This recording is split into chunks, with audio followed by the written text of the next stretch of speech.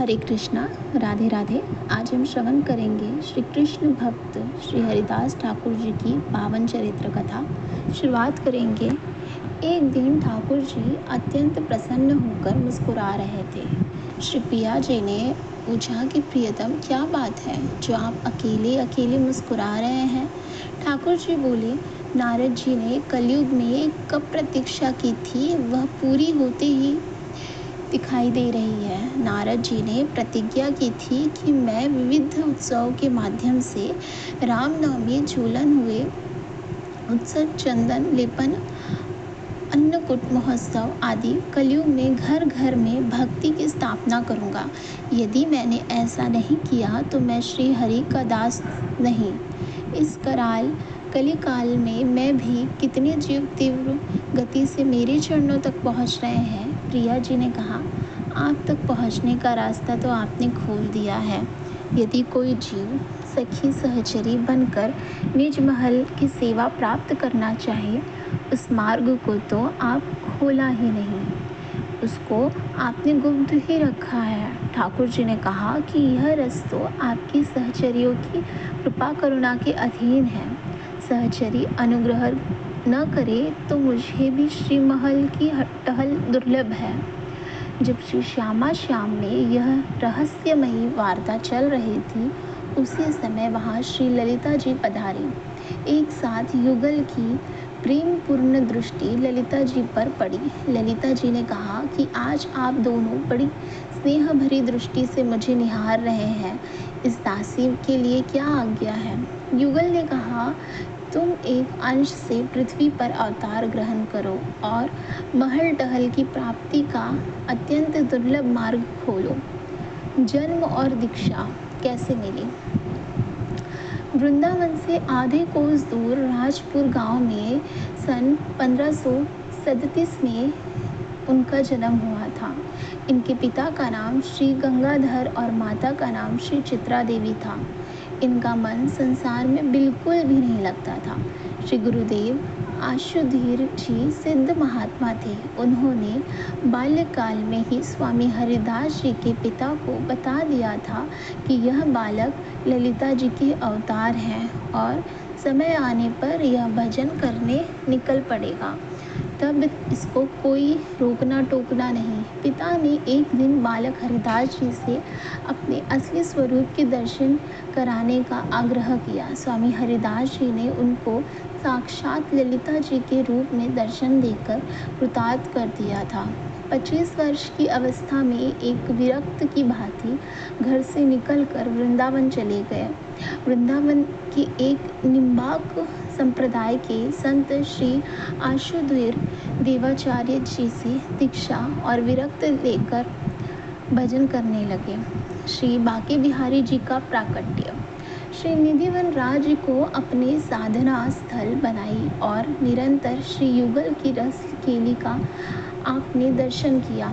स्वामी जी जहाँ विराजते वहीं एक परम सुरम्य ललता कुंज की ओर एकाग्र दृष्टि रखते थे। कभी उसकी ओर देखकर हंसते थे, कभी भाव में भरकर रोते थे, कभी लौट जाते थे। उसी लता कुंज की ओर देखकर राग भी गाते थे।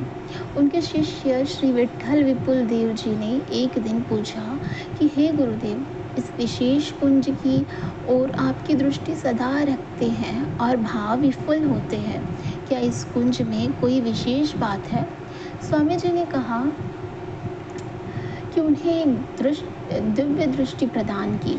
उन्होंने देखा कि दिव्य रंग में महल में एक रूप होकर श्यामा श्याम कुसुम सेज पर रस विलास कर रहे हैं। उस रूप को देखकर विट्ठल विपुल देव जी भी भाव विफल हो गए। उन्होंने स्वामी जी से प्रार्थना की कि इस स्वरूप का दर्शन हमें सर्वदा होता रहे। स्वामी जी ने गाकर श्यामा श्याम को पुकारा। हे, और देखते देखते एक प्रकाश पुंज प्रकट हुआ जिसमें श्री बांके बिहारी का श्री विग्रह बाहर आया। आज बांके बिहारी जी के मंदिर में इस श्री विग्रह का दर्शन होता है। एक बार स्वामी जी ने शरद पूर्णिमा की पवित्र तिथि पर यमुना जी की दूसरी ओर मानसरोवर नामक स्थान पर अपने पूरे परिकर को महाराज का दर्शन कराया। लाहौर में एक सेठ भक्त जी रहते थे जिनका नाम था विज्ञान जी। एक दिन विचरण करते करते एक ब्रजवासी महात्मा उनके घर आए। उनका नाम था श्री ऋषिकेश दास जी। सत्संग होने लगा। संत ने कि श्री वृंदावन श्यामा श्याम की नित्य लीला स्थली है। यहाँ पर निरंतर युगल लीला करते रहते हैं और रसिक जन उसका आस्वादन करते हैं।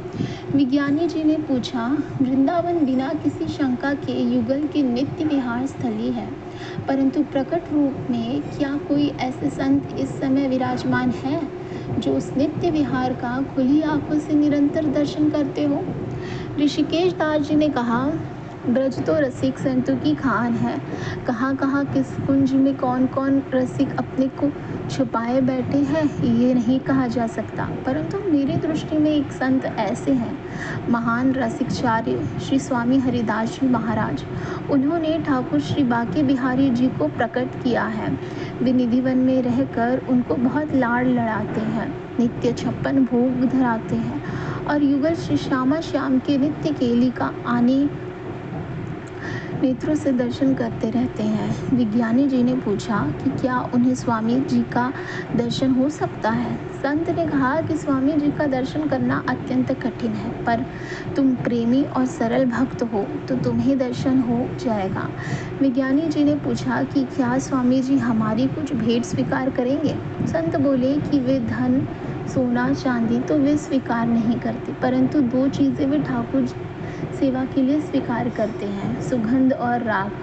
बिहारी जी के श्रृंगार के लिए सुगंधित पुष्प या इत्र अर्पण कर सकते हो, और गाना आता है तो ताल स्वर में कुछ सुनाकर बिहारी जी को रिझा सकते हो। विज्ञानी जी ने कहा कि गाना तो हमें आता नहीं, परंतु मैं सेवा में बढ़िया इत्र अर्पण करूँगा। उसने सबसे अच्छा इत्र बनाने वाले को बुलवाया और उस ज़माने में 1 लाख रुपयों का इत्र बनाया। संत ऋषिकेश 10 और विज्ञानी जी वृंदावन आए। निधिवन जाकर बिहारी जी को साष्टांग प्रणाम किया और वहाँ उपस्थित सेवक से पूछा कि क्या मुझे स्वामी श्री हरिदास जी के दर्शन हो सकते हैं? सेवक ने कहा कि स्वामी जी यमुना जी के तट पर गए हुए हैं। विज्ञानी जी को दर्शन की बड़ी लालसा थी। वे रुक नहीं बैर और दौड़कर यमुना पुलीन पर आए। सेवक भी उनके पीछे गया। स्वामी जी वहाँ बैठकर श्री श्यामा श्याम की होली लीला का दर्शन कर रहे थे। उस लीला में श्री राधा रानी के हाथ में एक कमोरी थी, चौड़े मुंह का बर्तन जिसमें केसर मिश्री जल तथा था।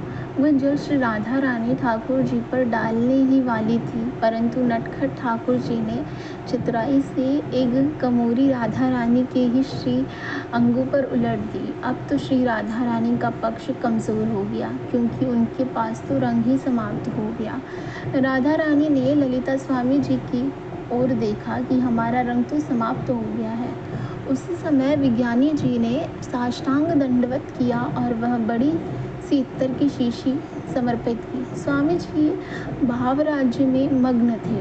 उन्होंने वह इत्र तत्काल राधा रानी की कमोरी में डाल दिया और बोली, स्वामिनी जी अब हमारी जीत पक्की। राधा रानी ने उस इत्र से ठाकुर जी के श्री अंगों पर उड़ेल दिया। विज्ञानी जी को इस लीला का दर्शन नहीं हुआ। उन्होंने बाह्य जगत में यही देखा कि स्वामी जी ने इत्र को यमुना जी की रज में डाल दिया। वे सोचने लगे कि बड़े विचित्र महात्मा है, इत्र को सूंघा नहीं, देखा नहीं और पूरा रज में डाल दिया। भाव राज्य से बाहर आने के बाद सेवक ने कहा कि ये भक्त जी लाहौर से आपका दर्शन करने आए हैं। स्वामी जी ने कहा कि हमारा दर्शन क्या करना, जाकर निधिवन में बिहारी जी के दर्शन करो। विज्ञानी जी ने कहा, हम पहले निधिवन राज ही गए थे और दर्शन करके आए हैं। स्वामी जी ने कहा, जाओ अब पुनः दर्शन करो। जैसे ही निधिवन राज के अंदर जाने लगे, वहीं से उनको बड़ी सुंदर सुगंध आने लगी। पूरा निधिवन महक रहा था। अंदर जाकर बिहारी जी का दर्शन किया तो देखा कि बिहारी जी के संपूर्ण श्रीअंगों और वस्त्रों से इत्र टपक रहा है। उस लीला को देखकर बड़ी कृपा का अनुभव हुआ। जसरोटा पंजाब कश्मीर सीमा क्षेत्र में एक अत्यंत निर्धन सारस्वत ब्राह्मण रहते थे जिनका नाम श्री दयाराम जी था। वह अत्यंत गरीब थे। एक दिन पत्नी के कहने पर वह धन प्राप्ति की कामना से जम्बू पर्वत जाकर तपस्या करने लगे। वहीं पर भगवान राम के पार्षद श्री जाम्बवान जी उस समय तपस्या कर रहे थे। एक दिन उन्होंने ब्राह्मण को देखा तो उनके सामने प्रकट होकर उनकी तपस्या का कारण पूछा। उन्होंने समस्या बताई तो जाम्बवान जी को दया आ गई। उन्होंने ब्राह्मण को परस मणि प्रदान की और कहा कि इस पारस मणि है लोहे को छूटे ही सोना बना देगी और तुम्हारी गरीबी मिट जाएगी, परंतु यह तुम्हारे पास केवल 12 वर्ष ही रहेगी। उसके बाद इसे किसी सत्पात्र को दान कर देना। अब ब्राह्मण के पास बहुत धन आया। उसने बहुत लोगों की सहायता की, अन्न धान्य दान धान्य किया और संत सेवा की। 10 वर्ष पूरे होने पर उसकी पत्नी ने कहा कि अब हमें इसको स्वीकार करने वाला सत्पात्र खोजना आरंभ कर देना चाहिए। वे दोनों तीर्थ यात्रा पर निकले, परंतु पत्नी की रास्ते में मृत्यु हो गई। ब्राह्मण विचरण करते करते वैद्यनाथ धाम पहुँचे। वहाँ शंकर जी से प्रार्थना करके बोले कि हमने बहुत खोजा पर कोई सत्पात्र नहीं मिला, अब आप ही हमारा मार्गदर्शन करें। शंकर जी ने स्वप्न में आकर बताया कि ऐसा महापुरुष जो बार बार देने पर भी इसको लेने से मना करे, उसी को सत्पात्र जानना। अब ब्राह्मण जिस भी महात्मा के पास जाता तो कहता कि महाराज हमको चेला बना लो, हमारे पास बहुत मूल्यवान पारस मणि है, उसे हम आपने गुरु को समर्पित करना चाहते हैं। मणि का नाम सुनते ही सब चेला बनाने को तैयार हो जाते। तो ब्राह्मण कहते हम भी स्नान करके आते हैं और गायब हो जाते। ऐसे घूमते घूमते ब्राह्मण वृंदावन स्वामी जी के पास पहुँचे। ब्राह्मण बोले, स्वामी जी हम आपको अपने गुरु रूप में वरण करना चाहते हैं, कृपा करके हमें दीक्षा प्रदान करें। हमारे पास अति मूल्यवान पारस मणि है जिसे हम अपने गुरु को समर्पित करेंगे। स्वामी जी ने कहा कि भगवत शरणागति तो हम तुम्हें प्रदान कर देंगे, परंतु इस पारस मणि को पहले यमुना जी में फेंक कर आओ। उस ब्राह्मण ने वैसा ही किया और स्वामी जी ने उनको अपना शिष्य बना लिया। युगल मंत्र और विरक्त वेश प्रदान करके उनका नाम रखा श्री दयाल दास जी। दयाल दास जी के मन में कभी कभी यह बात आती कि अभी तो वर्ष का समय शेष था, वह पारस मेरे पास होता तो बहुत कुछ उपयोग हो सकता था। एक दिन दयाल दास जी यमुना स्नान को जा रहे थे। स्वामी जी का कहा कि लौटते समय थोड़ी यमुना किनारे की रज लेते आना। दयाल दास जी ने एक वस्त्र में लपेट कर रज लाकर स्वामी जी के हाथ में रखी। स्वामी जी ने जैसे ही वस्त्र की पोटली खोली, एक एक रज का कण मोटे मोटे पारस के रूप में परिवर्तित हो चुका था। स्वामी जी ने कहा, लोग कितने पारस चाहते हैं? दयाल दास जी को समझ आया कि असली पारस यह पत्थर नहीं, असली पारस युगल नाम तो हमारे गुरुदेव भगवान के पास है। असली पारस होने पर भी मैं नकली पत्थर के पारस का चिंतन कर रहा था। इस घटना के बाद सदा सर्वदा के लिए उनकी धन की वासना समाप्त हो गई।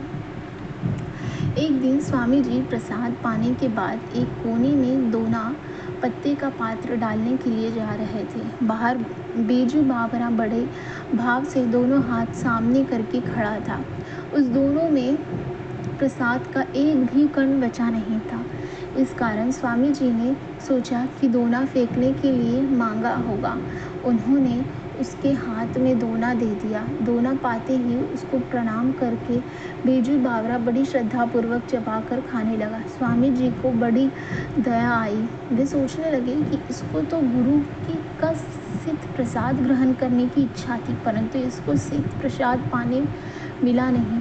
जिस दोने में प्रसाद पाया उसी दोने का सेवन कर लिया। स्वामी ने उसको करुणा भरी दृष्टि से देखा और उसी क्षण उसके हृदय में समस्त रागनियों को प्रकट हो गई। पहले तानसेन नरेश श्री राजा राम बघेला के दरबार के प्रधान गायक थे। इनको दीपक राग सिद्ध था। दरबार में इनका बड़ा मान सम्मान था और आसपास के क्षेत्रों में प्रसिद्ध थे। इस बात से अन्य दरबारी गायक इनसे ईर्ष्या करते थे।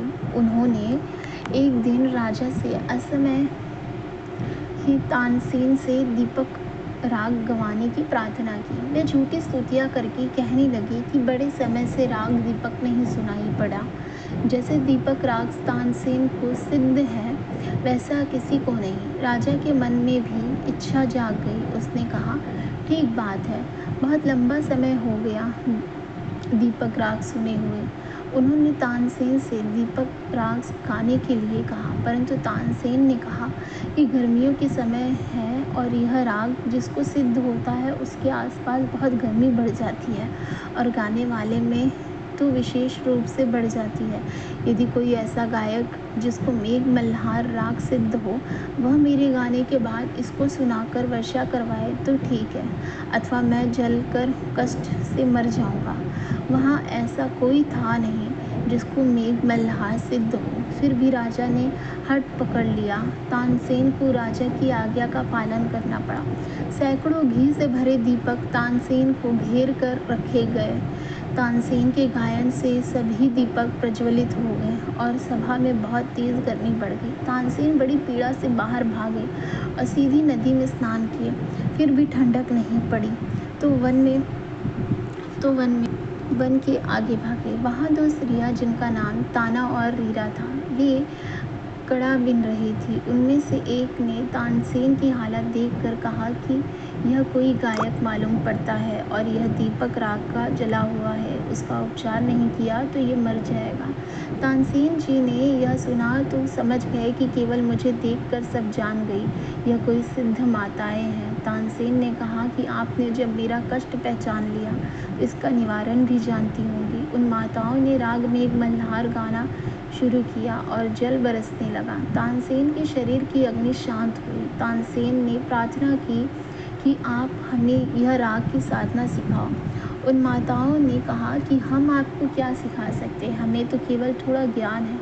आपको तो वृंदावन निधिवन में विराजमान श्री स्वामी हरिदास जी के शरण में जाना चाहिए। उनकी कृपा हुई तो तुम्हें संपूर्ण संगीत साधना मिल सकती है। स्वामी जी की शरण जाकर इन्होंने संगीत सीखा। एक दिन अकबर के दरबार में गाना सुनाया तो अकबर ने प्रसन्न होकर इनको अपने महल में मुख्य गायक के रूप में नियुक्त कर दिया। लौटकर एक बार जब यह अपने गांव आए तो ब्राह्मणों ने कहा कि तुम अब यवनों को यहाँ नौकरी करते हो, उनके बीच ही रहते हो, तो हम तुम्हारा जाति से बहिष्कार करते हैं। तानसेन ने कहा कि मैं तो बस नौकरी करता हूँ, मेरा आचार विचार पवित्र है, मेरी शिखा जनेऊ सब सुरक्षित है, मैं संध्या वंदन करता हूँ, मैंने जो धन कमाता हूँ उसमें तुम्हारी भी कुछ सेवा करूँगा, जो संगति मैंने सीखा है उसको तुम्हें भी सिखाऊंगा। पर ब्राह्मणों ने एक नहीं मानी। अंत में दिल्ली दरबार में ही रहने लगा। अकबर ने कहा कि अब जाति में तुम्हें शादी के लिए लड़की कोई नहीं देगा। उसने अपने मौलवी की 2 शहजादियों से उसका विवाह करवा दिया। उनके 2 पुत्र हुए जिनका नाम बड़े मियाँ और छोटे मियाँ हुआ। आगे इन्हीं के वंशजों ने संगीत के कई घराने और उस्ताद बनाए। मुसलमानों में संगीत का ज्ञान इन्हीं की परंपरा से आया। अकबर पर कृपा। एक दिन दिल्ली दरबार में तानसेन गया। अकबर ने कहा, तानसेन तुम बहुत अच्छा गाते हो, तुमसे अच्छा गायक इस पृथ्वी पर कोई नहीं। तानसेन ने कानों पर हाथ रखकर कहा, बादशाह सलामत, संगीत के अगाध समुद्र तो हमारे गुरुदेव श्री स्वामी हरिदास जी हैं, हम तो उस समुद्र की एक बिंदु हैं। अकबर ने कहा, तुम्हारे भी कोई गुरु हैं, वे कहाँ रहते हैं? तानसेन ने कहा, वे वृंदावन निधिवन में रहते हैं। अकबर ने कहा, उन्हें यहाँ बुलाओ, हम उनकी गायकी सुनना चाहते हैं। तानसेन ने कहा कि राजा के पास तो कोई तभी आएगा जब उसे कुछ भेंट या धन मिले जाए, परंतु वे तो अत्यंत निष्काम महात्मा हैं, वे छोटे दरबार में नहीं आते, उनका दरबार बड़ा है। अकबर ने सोचा कि हमसे बड़ा दरबार कौन सा है। उसने तानसेन से कहा कि हम ही उनके पास चलेंगे। तानसेन ने अकबर से कहा, यदि आप बादशाही ठाट बाट में जाएंगे तो उनके दर्शन हो ही नहीं सकते। वे विरक्त संत हैं, कुंज के भीतर अपनी रसोपासना में ही मग्न रहते हैं। ऐसे विरक्त संतों के निकट जाना सबके बस की बात नहीं। उनके किसी निकट शिष्य के साथ अत्यंत साधारण वेश में जाना होगा। आपको हमारा सेवक बनकर चलना होगा। अकबर ने स्वीकार किया। तानसेन दर्शन करने अंदर गए। स्वामी जी को साष्टांग प्रणाम किया। अकबर बाहर खड़ा रहा। स्वामी जी ने कहा, तानसेन, बड़े समय बाद आए हो, बिहारी जी के लिए कुछ गाकर सुनाओ। तानसेन ने गाते गाते जानबूझकर कुछ गलत सुर लगाया। स्वामी जी ने कहा, तानसेन, तुम्हारे जैसे गायक ने इस प्रकार की भूल कैसे कर दी? तानसेन ने कहा कि अपराध क्षमा करें, आप कृपा करके इस सुर को सही गाकर सुनाए।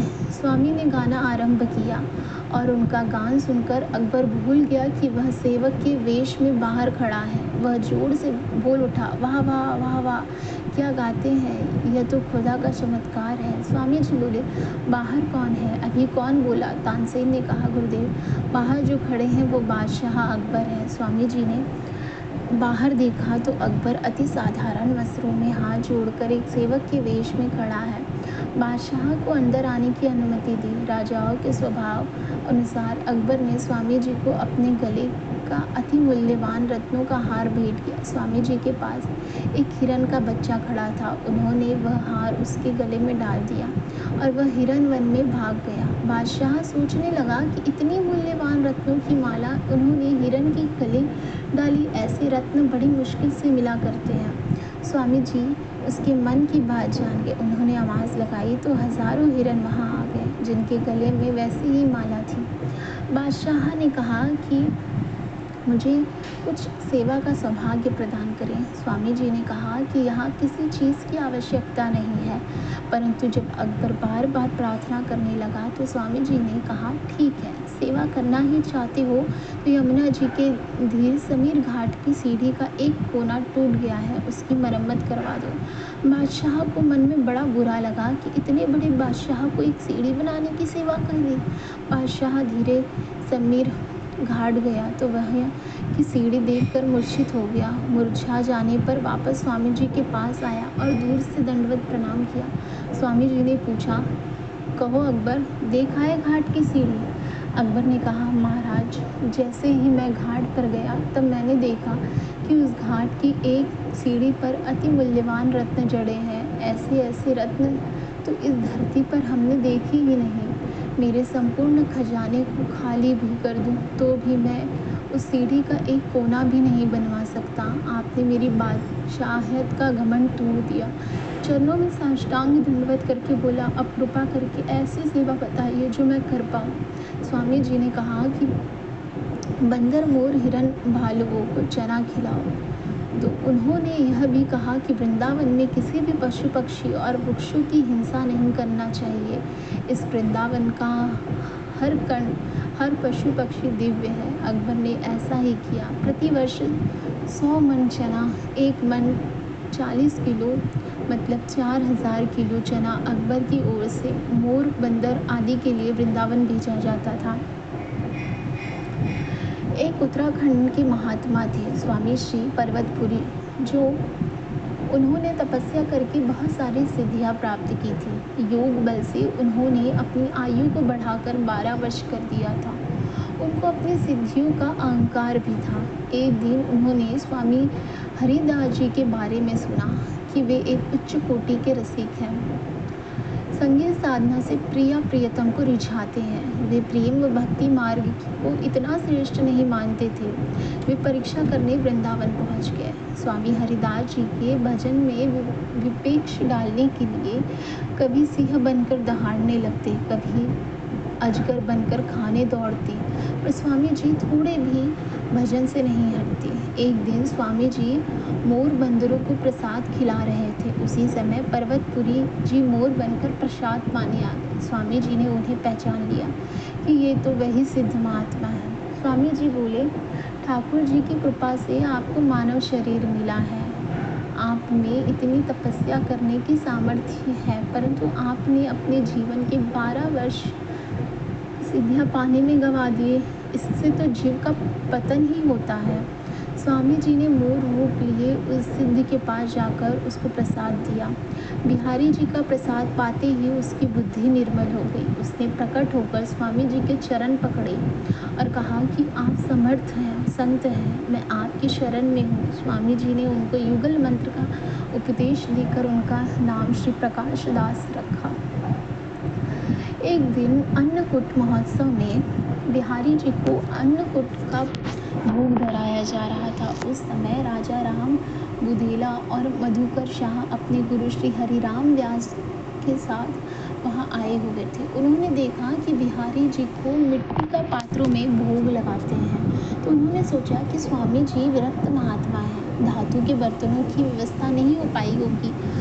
राजा राम बुधेला ने स्वामी जी के कहा कि यदि इस सेवा की आज्ञा हो जाए तो भगवान की सेवा के लिए सोने के बर्तनों को बनवा दूंगा। मिट्टी के बर्तनों में भोग लगाना ठीक नहीं लगता। स्वामी जी ने कहा कि यह सामान्य मिट्टी नहीं है, ये ब्रजरज है। स्वर्ण तो इसकी कोई बराबरी नहीं कर सकता। राजा के मन में आया कि मिट्टी तो आखिर मिट्टी ही होती है, इसमें ऐसी क्या विशेषता है। यह तो केवल स्वामी जी के मन की श्रद्धा होगी। स्वामी जी उसके मन की बात जान गए और राजा को दिव्य दृष्टि प्रदान करते हुए बोले, एक बार विश्वास भरी दृष्टि से पुनः इन पात्रों को देखो। राजा ने जैसे ही पात्रों को देखा तो सभी पात्र दिव्य प्रकाश से युक्त चमचमाते दिखाई दिए। स्वामी जी की कृपा से मधुकर शाह को भी यही दृश्य दिखाई पड़ा। इस घटना के बाद दोनों राजाओं के मन में ब्रजरज के प्रति विशेष श्रद्धा जाग गई। मधुकर शाह तो ऐसे प्रभावित हुए कि उन्होंने कहा कि अब मैं वृंदावन की सीमा से बाहर नहीं जाऊंगा। स्वामी जी ने कहा कि इस समय युगल काल है, तुम्हारे जैसा धर्मात्मा राजा सब छोड़कर यहाँ रहे तो प्रजा में भक्ति के संस्कार कैसे बने रहेंगे। तुम अपने राज्य में रहते हुए भजन करो, तुम्हें अपने महल में रहते हुए ही वृंदावन का अनुभव हो जाएगा। स्वामी जी के आशीर्वाद का ऐसा प्रभाव हुआ कि मधुकर शाह को महल में रहते हुए ही नित्य वृंदावन का अभाव होने लगा। वृंदावन वहीं प्रकट हो गया। श्री अष्टधीर देवाचार्य जी के एक शिष्य थे श्री देवदत्त जी महाराज। वे उनके क्षेत्रों में घूमकर वैष्णवता का प्रसार करते थे। एक दिन गंगा किनारे गड्ढ मुक्तेश्वर पहुंचे। वहां इनके सत्संग से अनेकों लोग वैष्णव हो गए। वहां के कुछ कर्मकांडी ब्राह्मण इनके शास्त्रार्थ करने आए। ब्राह्मण प्रश्न करने लगे और श्री देवदत्त जी अपना मत रखने के लिए संतों की वाणियों का आधार मानकर प्रणाम देने लगे। ब्राह्मणों ने कहा कि हम संत वाणियों को प्रमाण नहीं मानते, हम तो वेद को ही प्रमाण मानते हैं।